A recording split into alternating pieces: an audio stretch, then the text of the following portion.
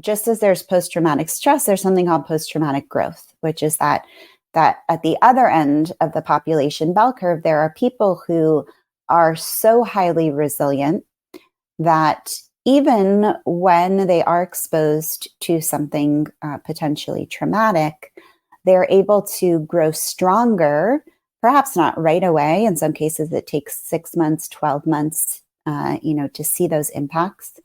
But they get more centered. They have a stronger sense of purpose, a stronger sense of motivation, greater clarity on how they want to spend their time in their life. And they describe coming out of those experiences stronger than they were going into them. Welcome back, everyone, to the Geeks, Geezers, and Googleization Show, the home of Googleization Nation, where we talk with HR and business thought leaders about the crazy shift going on all around us and explore the disruptive convergence of technology, business, and people. Here are your hosts, Ira Wolfe and Jason Cochran. Hey, welcome back, everyone, to another episode of Geeks, Geezers, and Googleization. Thank you for being part of Googleization Nation. I'm Ira Wolfe. And I'm Jason Cochran. If you think this is just another podcast, think again. We're the voice of the most important conversations on the future of work, confronting business leaders and people today. And as you know by now, our goal is to bring you ways to reimagine tomorrow and explore the ever-changing convergence of business, technology, and people. 53 years ago, the futurist Alvin Toffler and his wife published their seminal book, Future Shock. I got it somewhere here, in which they described a future where too much change would take place in too short a period of time. The Tofflers argued that society would undergo an enormous structural change, a revolution from an industrial society to a super industrial society. This change would simply overwhelm people. They argued that the accelerated rate of technological and social changes would leave people disconnected and suffering from shattering stress and disorientation, or future shock. Well, Toffler stated that the majority of social problems that people would experience would be symptoms of this future shock. Well, here we are in 2023. And it seems that a mind-blowing number of people are future shocked. Jason and I talk about it every week on Geeks, Geezers, and Googleization. I do a weekly series on Dig Life Deep about future shock, and the incidence of disengagement, anxiety, stress, unhappiness, loneliness, mental illness, depression, and even suicide seems to be skyrocketing not only in the workplace but in society. While admittedly talking about the future of work through the lens of technology and artificial intelligence is a whole lot more fun, well-being is and must be an integral part of the essential story about future of work. That's why today we are thrilled to welcome Gabriella Kellerman to today's episode. Gabriella is the co-author of a brand new book, Tomorrowmind, and her co-author is none other than Dr. Marty Seligman. I don't read many books from cover to cover. I almost can count on one hand how many books I've read twice or listened to twice. Tomorrowmind is one of those. So again, we're just thrilled to have her here. I'm also going to go out on a limb as a futurist and predict that some podcast hosts in 50 years from now will be introducing their show by talking about Tomorrowmind, just as I today introduced this show talking about future shock. So Tomorrowmind, in my opinion, is the antidote for future shock, and we can't wait to dig into BetterUp's research and solutions in just a few minutes. But first, here is today's Perfect Labor Storm segment. On each episode, we focus on a disruptive, surprising, or worrisome trend that we believe you should know.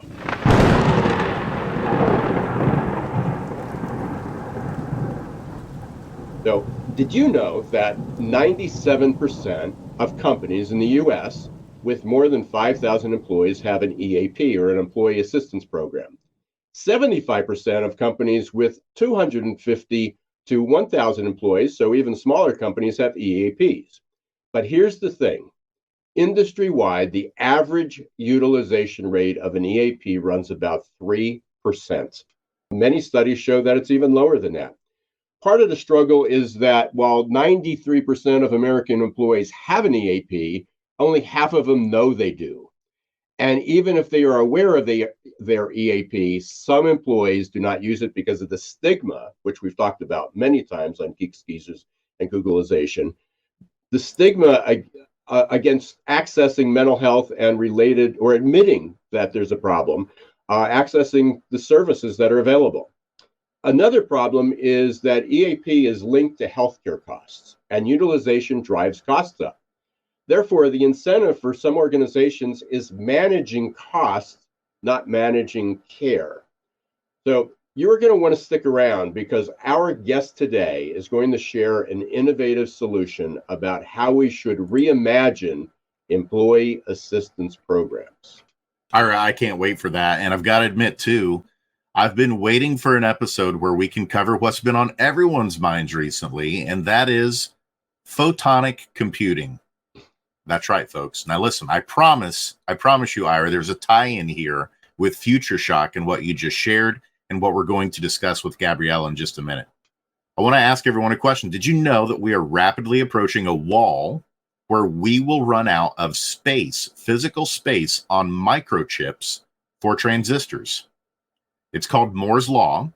And because of the computational power that we're now using with complex AI models, it's becoming increasingly challenging for microchips to keep pace with the space that's needed for additional transistors. Well, just this past week at MIT, they discovered a solution. It's called photonic computing. And it's where they use photons and light particles to perform computations instead of just the transistors themselves. So in short, humans aren't the only ones struggling with future shock, Ira. It turns out even our computers are kind of struggling to keep pace too in some kind of odd way. So how do we overcome future shock and get our minds ready for tomorrow? That's what we're going to discuss today with one of the authors of Tomorrowmind, Gabriella Kellerman. And she also heads up Better Labs and has served as Chief Innovation Officer and Chief Product Officer at BetterUp. So without further ado, let's give a warm Googleization Nation welcome to today's guest and Tomorrowmind author, Gabriella Rosen Kellerman.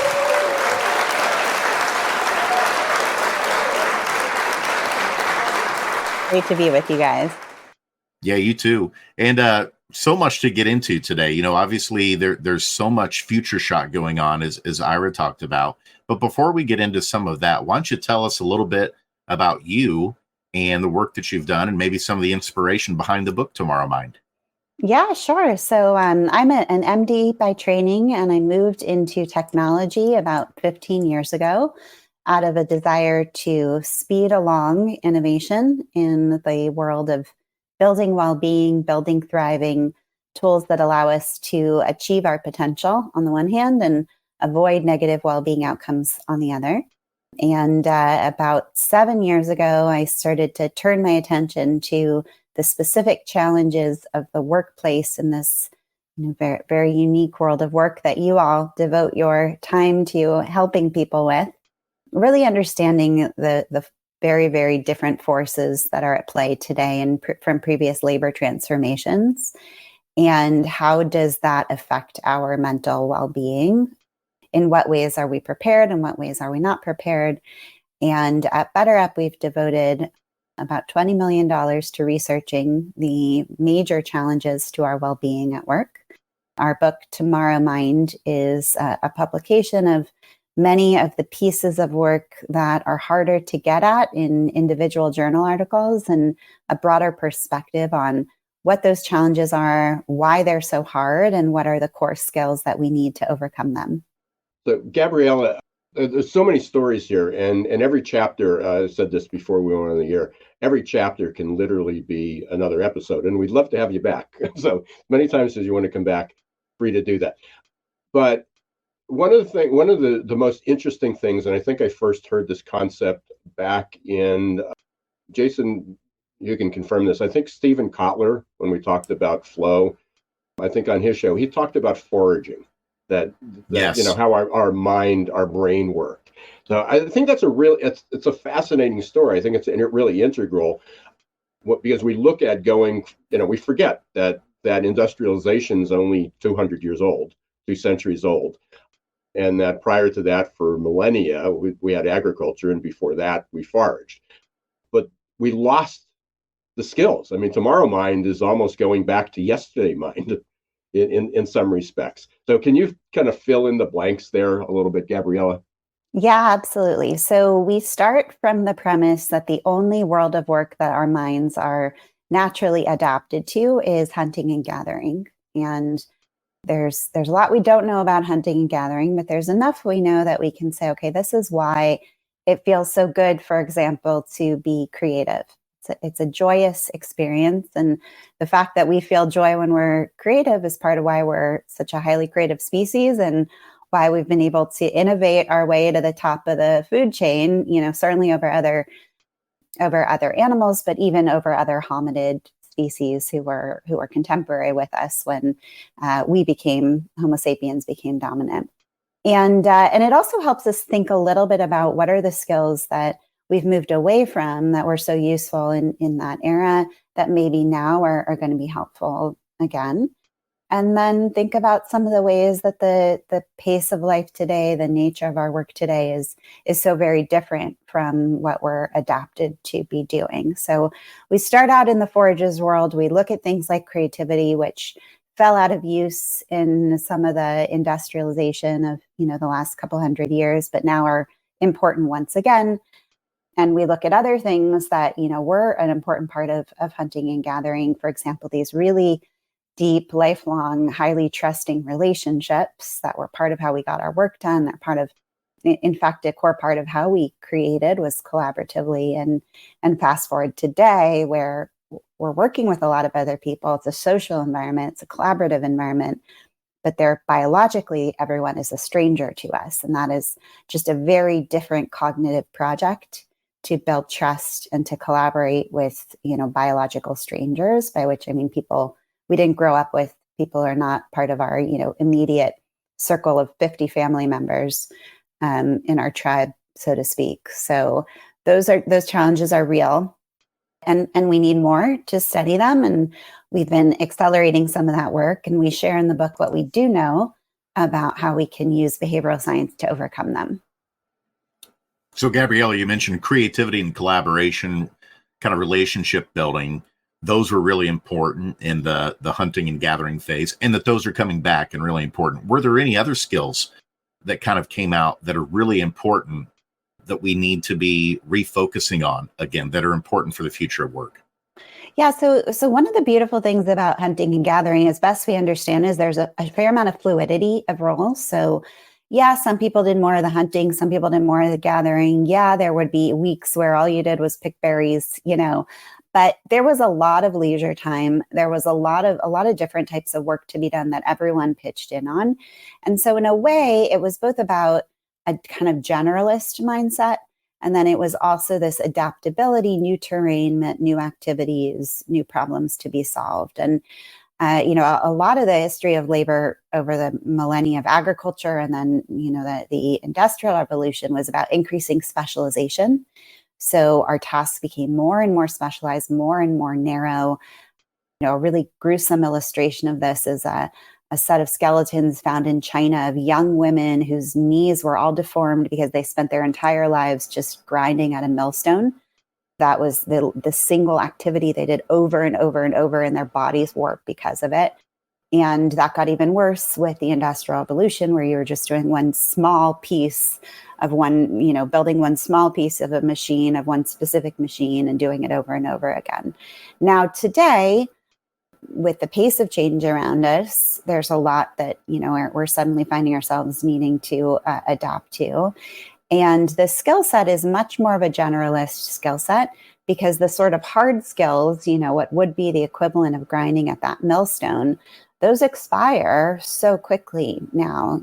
Our colleague John Seely Brown has said it's gone from something like 5 years of a half-life for those skills to 18 months is how they're expiring. And so they need to keep learning new skills to keep picking up new ways of supporting ourselves and being in our career. That's a new kind of agility, but it's much more akin to the fluidity of roles and the constant adaptation required in that hunter-gatherer era than anything we saw in early industrialization. So, Gabriella, what does that mean for job descriptions? Great question. And you could think of it as if it takes, let's say, 3 to 6 months to hire someone from the time you decide you need the role to write the job description, post it, find the candidates, develop your pipeline, narrow it down, make the offer, et cetera, 3 to 6 months. By the time they start, the job description 6 months outdated, right? And so how do we think ahead to the potential jobs to be done in 6 months, 12 months, 18 months time? And how do we think about these more core ways of mindsets, ways of being that will enable us and the people we hire to flex in response to those new challenges? Those skills around resilience, agility, psychological flexibility, speed of learning, those are some of the core pieces that every CHRO is looking for because of this exact problem. So, Gabriella, one of the ways that I met Jason, which was about 3.5 years ago, like 2 months into the pandemic, put a call out. And I said, what happens when everybody comes back to work? Are people going to experience PTSD? And I think a lot of your work seems to be based on Dr. Seligman's, research, from the past with the Army, but not looking at what caused PTSD, but why did some people survive? Mm-hmm. Why do some people with experiencing the same trauma actually come out as heroes and thrive? I mean, that's what we're talking about here. I mean, we're not trying to go into a rabbit hole on like, here's all the causes, but you really have a number of solutions, but it was based on not everybody ends up with PTSD. So what let's talk about that and then how that evolved into, what you got here. PRISM. So, yeah. I have a cheat sheet right here. So. Thanks, Ira. So about 20 years ago, the Department of Defense, specifically a couple of Army generals, summoned Marty Seligman, my co-author, to talk to them about PTSD. The problem being that so many soldiers had come back from Iraq and Afghanistan with post-traumatic stress disorder, and it was creating a massive financial burden on the company, on the country, and on the readiness, the lethality of the force was diminishing because of this compromise of the mental well-being of the soldiers. And so the question was, how can we get better at rehabilitating people with PTSD? How can we get better at treating PTSD? And Marty's coaching and encouragement was to think about the problem almost in reverse, in that instead of thinking about what could be done to restore care, to restore mental well-being for those with PTSD, which is an incredibly important problem, but one we've poured billions of dollars of research into, and we still have no cure, and we haven't made major progress on that front in many years, to ask instead, what is allowing the 80% of people, 85% of soldiers who don't develop PTSD, even in the same circumstances, to withstand it? And so the project then is really defining those skills that let us get through extremely challenging circumstances without harm.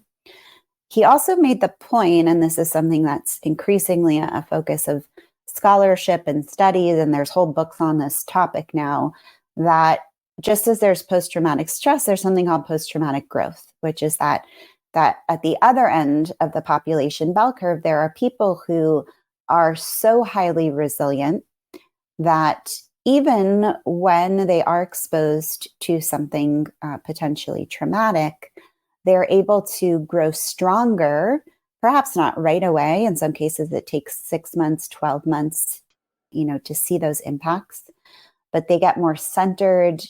They have a stronger sense of purpose, a stronger sense of motivation, greater clarity on how they want to spend their time in their life. And they describe coming out of those experiences stronger than they were going into them. And so we've spent a lot of time studying that highly resilient population. Nassim Nicholas Taleb calls it anti-fragility, studying this idea of psychological anti-fragility and understanding what are the skills that help us develop an anti-fragile response if we accept as the project, as the job to be done, that we need to endure tremendous change and turmoil, not every year, not every few months, but even weekly as massive global events are turning over entire industries. How do we accept that that's the job to be done, the biggest job to be done, and then build the skills to not only get through those challenges, but to grow stronger potentially because of them? So let's dig in a little bit. I mentioned the PRISM, your acronym, which is really the skill sets, the meta skills that are required. And some of them are going to be pretty familiar with people. We talk about adaptability all the time, talk about grit and resilience and mental flexibility. And so there's part of it. So there's a lot of overlap in there. We're all trying to find solutions to a similar end. But the PRISM, I mean, you have a ton of research behind each of those. I certainly am inclined to look at prospection, which you can describe, but that wasn't the most, I guess, essential, or that wasn't the most dominant skill that came out. So why don't you walk us through PRISM, and that'll probably lead us up to the break, and then we'll come back and we'll continue on. Sure. So as I mentioned, we've spent a lot of money and many years now studying what are the skills that we need to thrive in this very unusual world of work and constant change, VUCA, et cetera. And we've defined 5 skills based on studying hundreds of thousands of professionals globally in every industry, in every job function, at every level. They're summarized by the acronym PRISM. P is for prospection. Prospection's our ability to imagine and plan for the future. And in a world of constant change, prospection gives us a slight edge to be able to not necessarily predict, it's not fortune telling.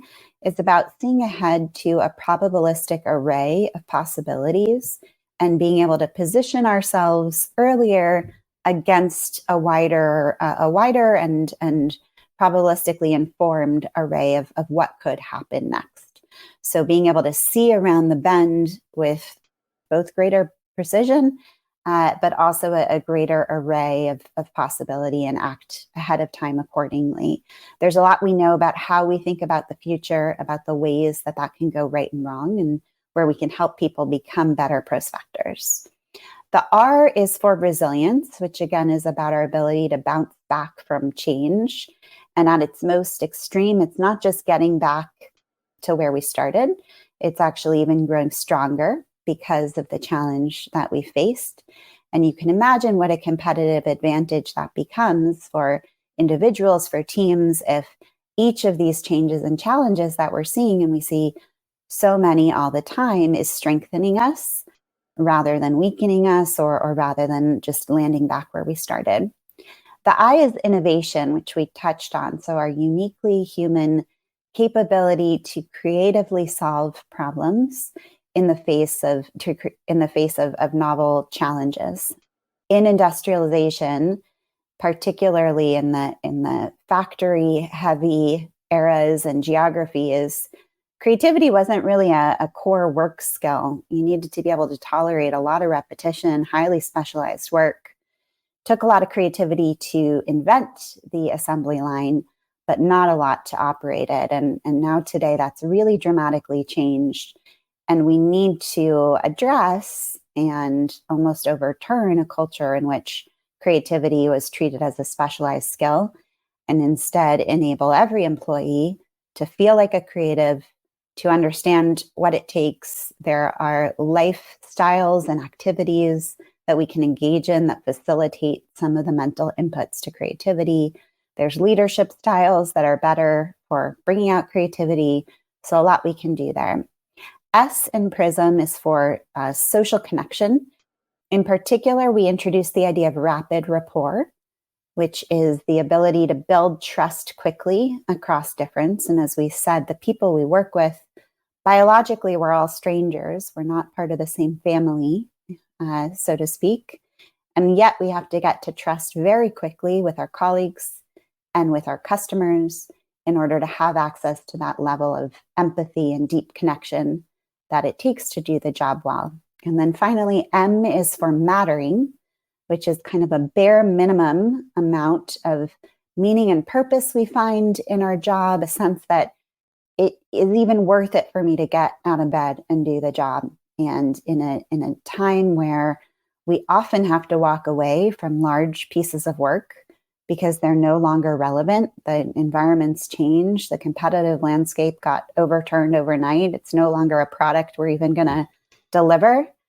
It creates these massive crises of mattering. What was I spending all that time doing? Why did I even bother? And that diminishes our motivation. And the flip side is if we can get really good at connecting to that mattering, at narrating mattering as managers and leaders, then that's an advantage to keep us motivated. So, Gabriella, were there, and well, I know the answer to this, so it's a loaded question, but what was there a number one skill? I mean, for listeners out there, is there one place to start? Because as in my role, as I just love, I would go to prospection, figuring out what the future is, anticipating your next move. But that wasn't where the research really pointed. Yeah. So the acronym PRISM only works in that order. There's no other word you can make out of those letters. But in the book, we order the skills in the order that we see them kind of layering psychologically and functionally. So we start with resilience, which is really the foundational skill. And if you don't have that resilience, it's very hard to work on any of the other pieces. Then we go to mattering. So if we don't have a motivation, resilience is kind of the how and mattering is the why. If you don't have the motivation to keep trying, right, none of these other things matter. And the others kind of layer on from there. So social connection is really important for our well-being. Prospection and innovation, we treat those as almost superpowers, that when you have this foundation of mattering, of resilience, of social connection, what you can unlock in terms of these higher order cognitive capabilities is tremendous and inspiring and exciting. And we don't know of any ceiling on the potential for our ability to build those, which is part of what gets me so excited to see what we can accomplish as a species as we learn to better adapt to the harder parts of this environment. Yeah, so we're right up against our break here.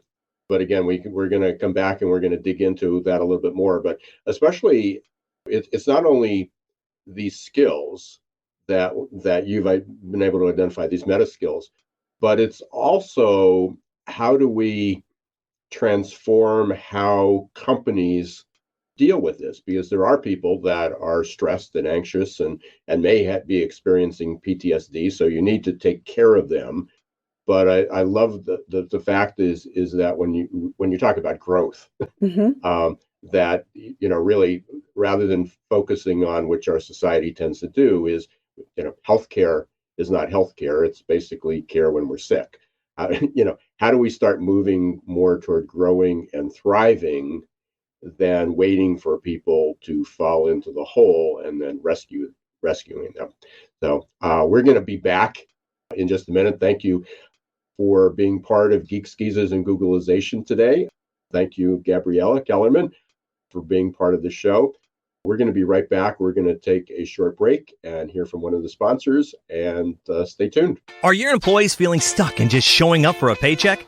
Is your workforce working harder to get back to normal than adapting to the future? It's time to help them break their addiction to certainty and develop a growth mindset. Developed by one of the world's top-rated future of work thought leaders, AQ Plus Mindset is a powerful tool to help your employees embrace change, adapt faster, and grow on the job. Conveniently delivered to any smartphone or laptop in easy-to-digest 5 to 10-minute lessons.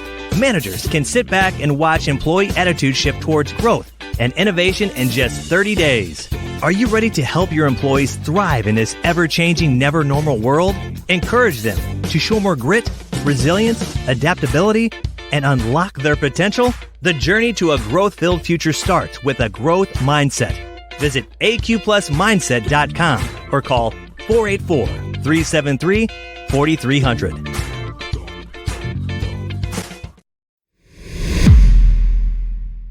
Hey, welcome back, everyone, to Geeks, Geezers, and Googlization. We're here today with Gabriella Kellerman, author of Tomorrowmind, and also Gabriella heads up Better Ups Labs, and very exciting. So we've been talking about growth. We've been talking about PRISM. We've been talking about the future of work, how to thrive, how to grow.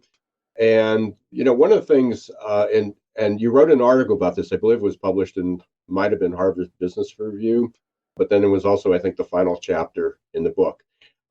You talked about how organizations are getting it wrong. So when we talk about meta skills, it says, okay, that's learning and development. That's growth and development. Let's talk to HR. Let's see where the money is. And they'll build it into their programs, into the skill programs. They'll be put into the LMS. But it's ironic because the same skills are what or the same, it's the same prescription that we work with for people who are depressed, have PTSD, and it's like, well, why aren't they working together? But it comes out of different budgets, different silos, different mindsets, different metrics. Please address that. Thank you so much for the question. I love to talk about this part of the book. So this is not the first time it's been hard for people to cope with a labor transformation. It's not even the first time it's been hard for people to cope with a labor transformation while companies have existed. So the corporation is, it's a modern invention, so to speak, of the last few hundred years. And in the industrial era, corporations began to think about how to help their employees adapt and cope with this different world of work that was hard for us in different ways, because again, it wasn't hunting and gathering, which is what we're naturally adapted for. And so coming out of that era, there were two different sort of approaches to how do we help humans be effective in this industrial world as a corporation. The corporation invested in two very different things that reflected the science of the time, the way they thought about humans as employees. So one side of it was the training side. So Taylorism, the idea of scientific management, that we're going to make people really productive by treating them like machines and using principles of efficiency from machines to make people, help people be as productive as possible in this environment. And that became the training department. The learning and development department was this idea of help people be more efficient like machines. That was the thinking of the day.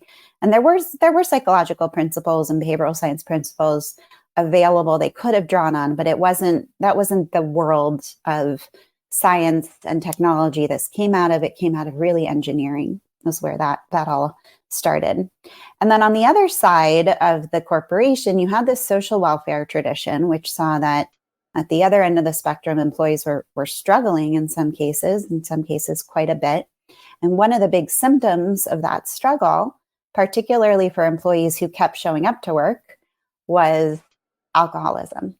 And so that was the beginning of some of the sobriety programs that corporations sponsored. They realized, okay, people are having trouble adapting, they're self-medicating. How can we help them adapt better and overcome this specific scourge? And the EAP evolved out of a series of programs that was there to help employees with alcoholism. It was the same era as AA came to be. And there were some core principles that were really useful and helpful, but it was on the one side about kind of upskilling and treating people like machines. And then on the other side, it was fixing broken people, specifically people who are struggling with alcoholism, was the model and the mindset in that era. Again, now, 150 years ago, roughly. And the EAP came to stand for support and services for people who are really struggling, and potentially in point of self-endangerment and crisis. And we have yet to overcome that legacy of splitting the two, even though the challenges we face today are so different from what they were 150 years ago. And even though the science we have today, right, is so robust to tell us that even through the lens of something like substance abuse, there are predictors, there are risk factors, which have to do with these core coping skills that we all need, right? It's not about fixing someone. It's about enabling all of us with skills to be able to cope with a legitimately very, very difficult world of work. And those skills are the same ones that will keep us from developing these negative outcomes and also enable us to be extremely productive, tremendously successful leaders. Yet we continue to divide the responsibility for addressing those issues between two departments with very different goals and very different, again, budgets. They're held accountable for very different things, rather than thinking of it in the way that scientifically makes sense as an integrated problem. So, Gabriella, what's the solution? I mean, we can talk about an organizational change and a shift. I know Better Up is certainly at the forefront of trying to get this to happen. So what's the conversation look like when you approach CEO, senior management, CHRO about doing something different? Yeah. So I think there's a good number of CEOs and CHROs who get conceptually that this makes sense, and who can at least theoretically follow it to its logical conclusion, which is that you need to address this holistically through the lens of, let's call it workforce readiness. You could call it employee resilience. There's terms that encompass sort of the whole span of what you're trying to accomplish. And that embedding these core skills of adaptability, of resilience, of mattering, that is an essential project for the overall success of the corporation. So if you were starting from scratch, how would you do it, right? You would have one team, one organization that's responsible for that. They would have leading metrics, which would be things like developing resilience as measured by different psychometric scales. And then you have lagging metrics that go all the way out to corporate performance. We have so much science to show how these things actually predict out to even stock price now. Some awesome work by Jan Emanuel Deneuve out of the Wellbeing Research Center in Oxford, showing you can predict stock price by levels of employee resilience and well-being. And so that's the level at which it really should be managed properly, from a fiscal responsibility standpoint. Even it would be these dashboards with leading indicators and lagging indicators. And you should see as a result of that lower healthcare spend on mental health treatments and inpatient and all of those pieces. And that can be tracked as well. But you also should see greater competitive advantage for the workforce overall, greater learning agility, faster speed to adopt new technologies, higher degrees of innovation coming out of all of it. And those are neither leading nor lagging. They're sort of somewhere in between, medium-term outcomes that you can be tracking as well. Gabriella, how much of this should be taught in schools? I love that question. I wish it could everything developmentally appropriate could be taught in schools. Again, from a previous eras of social woes, we have something called physical education in schools to keep our kids physically active, right? Why don't we have a social and emotional education, at least the period that you're in twice a week, the same way as you are for physical education? I think that there are a lot of schools that try to embed the sort of social and emotional pieces into the fabric of the classroom, and that's great, and I think is important. But if we're actually looking to teach these skills, it does need some devoted time and some personalized approach. So, I think that it's also not totally fair to expect a teacher of a classroom of 26 kids to be able to instill these resilience skills as just part of how they teach math. That like this is hard to do. It's hard to learn. It takes a lot of patience. So we do need more, I think, funding and specialized support for it. So it's not just one more thing that classroom teachers are expected to do. So what does it look like? You work with Better Up works with many, many companies. So what does it look like within companies? What are some of the programs that they're offering? Yeah. So we work with the entirety of an organization. Some companies we're more focused on leaders, but ideally we're actually giving some form of coaching to every employee in the organization. And if you're an individual contributor versus a manager versus a senior leader, that's going to look different. Your problems, your challenges are going to look different. And so, we teach different things, we coach on different things, but everyone has the opportunity to work with expert coaches to develop these core workplace skills. If you come in and your tank of gas is on empty, you're on the verge of burnout and you're super stressed, right? That's where the coach is going to work with you, is exactly there. Let's refill the tank and then we can work on all this other stuff. If you come in and you're doing pretty well in terms of your level of well-being and resilience, well, then we can start to work on things like prospection, creativity, advanced leadership skills, etc. The one-on-one human relationship is still the most effective way that we have to build these skills in a sustainable way, in a way that's going to result in lasting behavioral change. That's not because we haven't been able to show that you could do it without a human, but it's the difference between effectiveness and efficacy, which is sort of a nerdy term for the geeks part of your Geeks, Geezers, and Googlization. And it's like there are things you can do that work under perfect conditions, right? Where someone shows up every day and does that webinar and clicks 13 times on the app.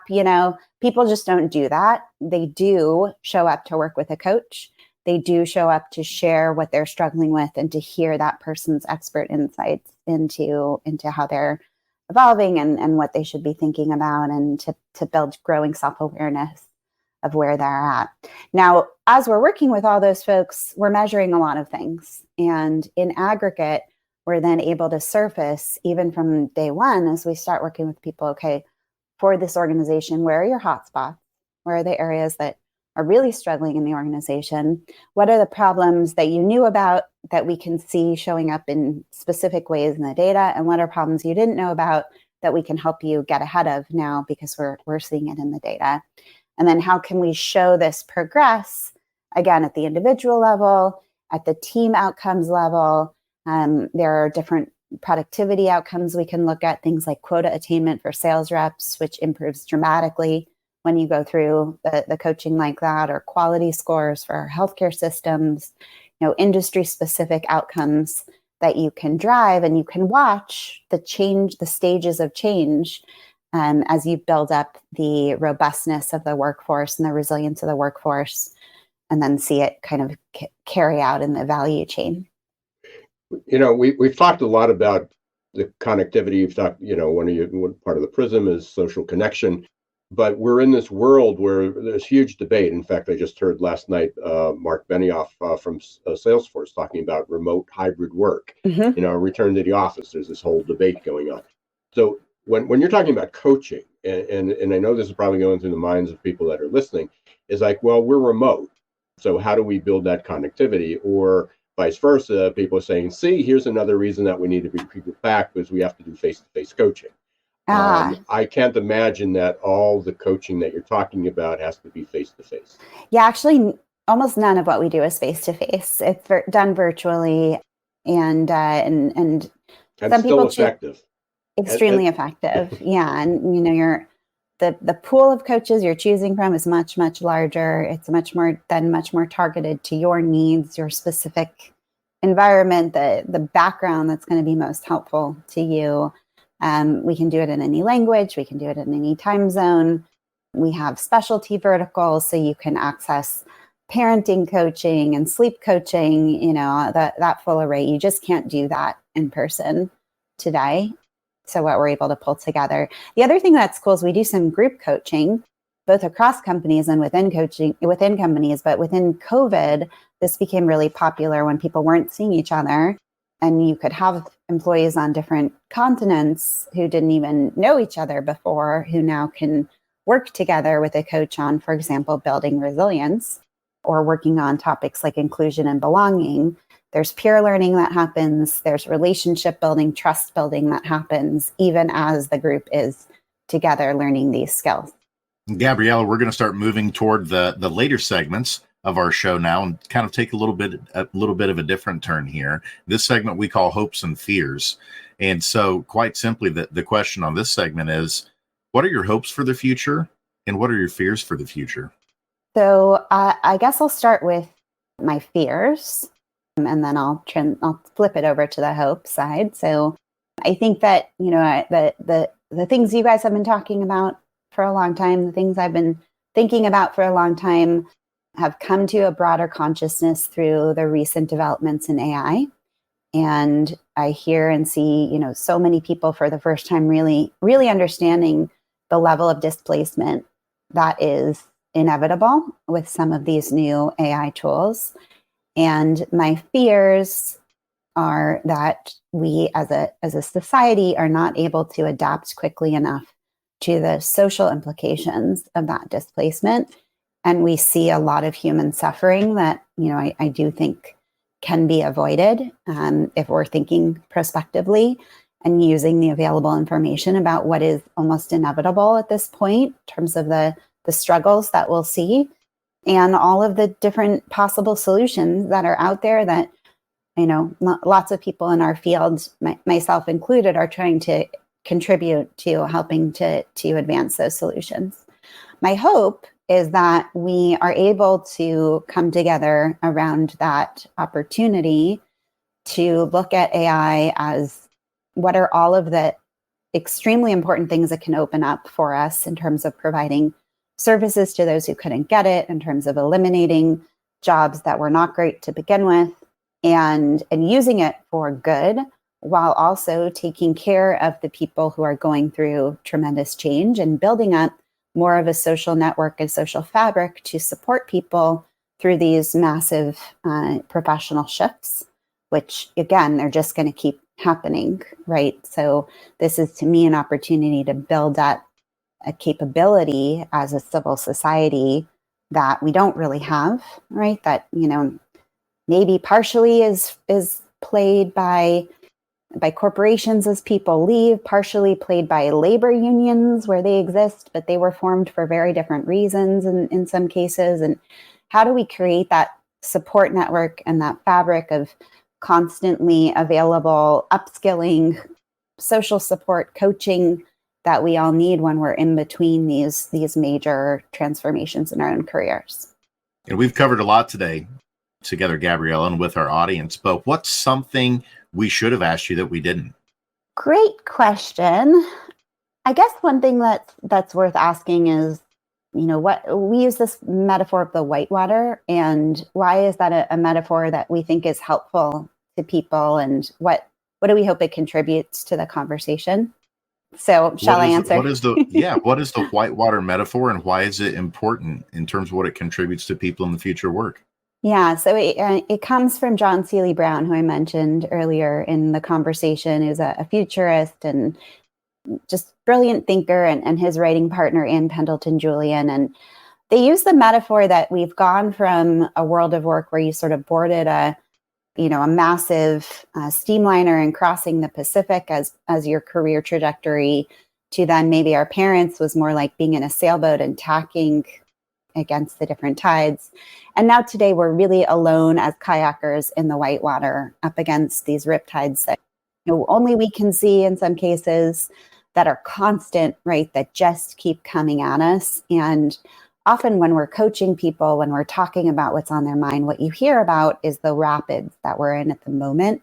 You hear it's all consuming. It's just, I just got to get through this phase of turbulence, right? But guess what? Like it's a whitewater career. And when you get through it, there's going to be more.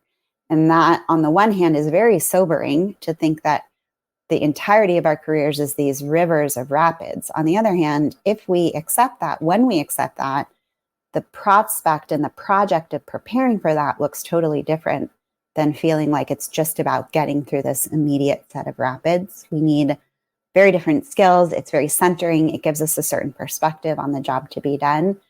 And so to us, it's embracing that metaphor is almost step one in the hero's journey of learning to live on the whitewater. Perfect. And we're to our final segment. I can't believe sorry, go ahead, Ira. I was just going to say we're going to lead into the lightning round. So a couple things here. We're going to learn a little bit more about Gabriella. Appreciate there's so much more we can go into. And as I said earlier, love to have you back and dig into each of these chapters a little bit more. But what is a favorite song or favorite band that you have? I love this question because I just saw them in concert earlier this week after many years of not seeing them. So my favorite band is the Counting Crows. The Counting Crows are from Berkeley, California, where I'm from. And we were in some ways contemporaries. And I realized I've been fans of them for 30 years, which is just wild. But their music has seen me through all kinds of chapters of my life, and was even the first music that some of my kids heard as they were born into the world. So I have a very deep connection to that band and that music. Yeah. Well, they're a first for us. No one's mentioned that before out of 300 and some guests. But they actually did just play locally. We're in Lehigh Valley, and they played at the Music Fest this summer. So didn't get to see them, but very good. Let's see. What would okay, 30 years graduate.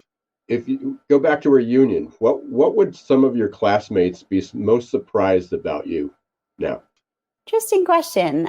Well, I have 5 kids, so I think that tends to be surprising. It's more than most people do. I think that might be surprising. Yeah, you're shifting the fertility rate. I know, me and Elon Musk. So, excellent. What is, I guess, in your research and things, what's a book that you've read beyond Tomorrowmind? But what's a book that you've read that's really impacted you? Gosh, there's so many. So I think, something I always go back to conceptually when thinking about interpersonal dynamics is Martin Buber's I and Thou. So, some pretty fundamental philosophical thoughts about how we treat other people, the ways we can objectify versus subjectify others, that rings true phenomenologically. It rings true in terms of how I have always experienced it, the ways I sometimes treat people versus I want to treat people, and has influenced a lot of the thinking on how we can get to deeper layers of relationships by shifting into different mindsets. Another one I'll mention is Behave by Robert Sapolsky, which is just a treasure trove of information and breadcrumbs on modern neuroscience and neuroendocrinology, and recommend it for anyone looking for a short undergraduate level course in the topic. Just read that book. Well, I'll definitely have to look that up. I actually, over the summer, I took a course at Wharton, an executive program on the impact of neuroscience on business results. So cool. very much top of mind. Work with Michael Platt, who will be a guest in the upcoming future. Paul Zach. I don't know if you know Paul. Yeah. Sure. I met him indirectly through that, and he's actually a couple weeks from now. He's going to be on the show, so we'll be going down this rabbit hole of neuroscience. But it's been wonderful to formally meet. Really appreciate you carving out the time. Though you got a million things going on, especially with 5 kids and heading up Better Up Labs. What's the best way for people to reach out to you if they want to connect with you? Great. So if you're reaching out to me personally, I have a website, GabriellaRosenKellerman.com. And if you're curious about BetterUp, it's just betterup.com. There's a ton of information on there that you can check out. Yeah, and great research that comes out of there. Please, you can connect with them. Follow them on LinkedIn. If you're on LinkedIn, they're just a treasure trove of that. And as I said a few times during the show, Gabriella, I really appreciate you being here. Whatever you're working on, if there's something you want to get out, please reach out to us. And if you just want to chat someday about social connection or resilience or prospection, love to have you back. Thanks so much. It's been a pleasure having you on the show. Thanks. Thanks, Ira. Thanks, Jason. Okay, take care. So a couple of the takeaways that I can share, from that, and I'll hopefully speak for Jason as well. As I mentioned at the top of the show, Tomorrowmind is, certainly one of the best books. I'd highly recommend people going out and get it. What I guess the one major takeaway, and we've heard this from other people, but BetterUp's got some of the research, is the impact of well-being, the ability to predict the individual resilience and social connection on stock price, on revenues. So one stat that wasn't shared during the show, but I know this came from the book, some of BetterUp's research, was that organizations with higher resilience are 300% show 320% higher year-over-year growth. So there's just an incredible number of reasons to be able to impact this. And of course, the other critical area that the critical takeaway that I guess that we were able to share with everyone was the better approach to combine both EAPs and growth and development. We're teaching much of the same skill, but being able to focus on people, how to help them thrive, not only people that are doing well, but especially being able to provide people that are really, really, really struggling. And there's quite a few of them. So, but there's so many others. Hopefully you'll re-listen to the show, and hopefully we'll have Jason will have better luck with his internet connection in the future. But we are thrilled to have Gabriella Kellerman on today's show, the head of Better Up Labs. And please reach out to her. Please try to connect with her on LinkedIn, follow Better Up, and also follow Gabriella and purchase her book in one way, fashion, or another. On behalf of Jason, thank you for watching Geeks Geezers Googleization. Thank you for being part of Googleization Nation. I'm Ira Wolfe. Until next week, don't let the shift hit your plans. Thanks for listening to Geeks, Geezers, and Googleization. This show was produced and edited by Hilton Productions.